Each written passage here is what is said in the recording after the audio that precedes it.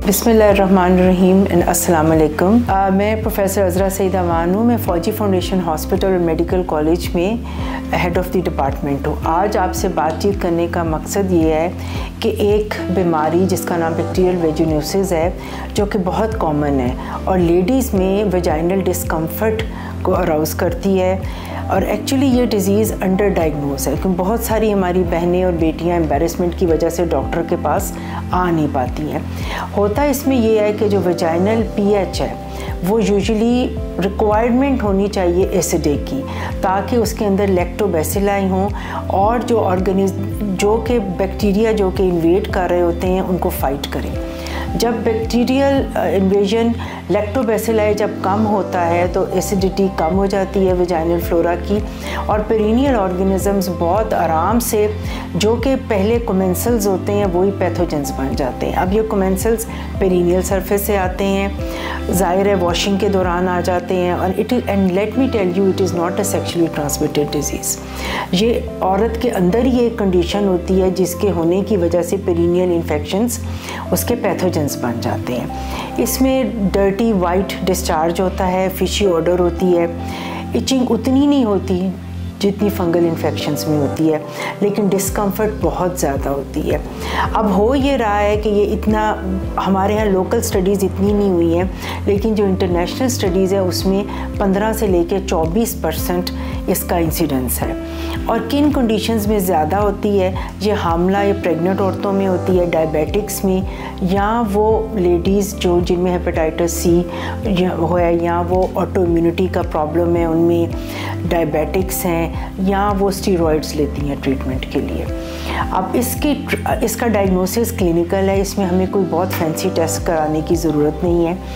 हमारी गायनोकोलॉजिस्ट को चाहिए कि स्पेकुलम एग्जामिनेशन करें और उसका कलर देखें और एसोसिएटेड उसके अंदर कोई अदर पैथोलॉजी देखें और एक हाई वेजाइनल स्वैब ले लें। हाई वेजाइनल स्वैब हमें हेल्प करेगा कि जो पैथोजेंस उसके अंदर ग्रो हुए हैं उनको टारगेटेड एंटीबायोटिक्स देगा और पेशेंट को जल्दी आराम आ जाएगा। अब आजकल जो भी काम हो रहा है वो प्राइमरी प्रिवेंशन पे हो रहा है। तो प्राइमरी प्रिवेंशन क्या है कि हम वेजाइनल पीएच को स्टिक रखें। और भी एक मैं बताना भूल गई कि आजकल जो लोग लॉन्ग टर्म एंटीबायोटिक्स यूज़ करते हैं, या इवन आजकल बच्चियां आ रही हैं जिनको अपर या लो रेस्पिरेटरी ट्रैक इन्फेक्शन के लिए लॉन्ग टर्म एंटीबायोटिक दी जाती है, उसकी वजह से भी उनकी वेजाइनल पीएच अल्कलाइन हो जाती है और उनके जो कमेंसल्स हैं पेरिनियम से जो पैथोजेंस हैं वो वेजाइना में आके बैक्टीरियल वेजिनोसिस को सेट इन कर देते हैं।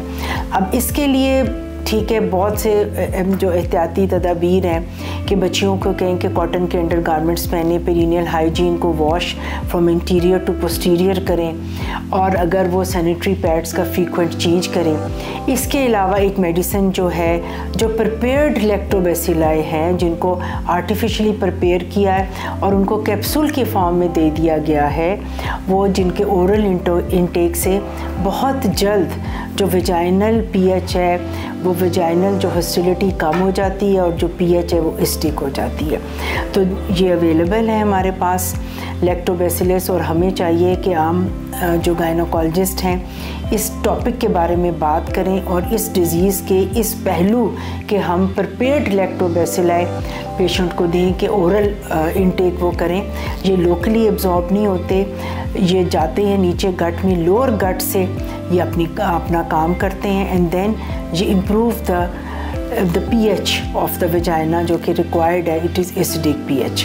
तो ये आजकल हमारे पास जो है वो मीनो अवेलेबल है, पहले मुख्तलिफ़ नामों से होता था। इसके ये बहुत अच्छी प्रिपेयर्ड मेडिसिन है, इसको आप 1 OD दें फॉर 2 वीक्स तो पेशेंट की बहुत अच्छा इसमें रिकवरी है। और आई थिंक इस चीज़ को डायग्नोज हम अच्छी तरह करेंगे तभी हम ट्रीटमेंट ऑप्शंस पे हम जाएंगे। Thank you.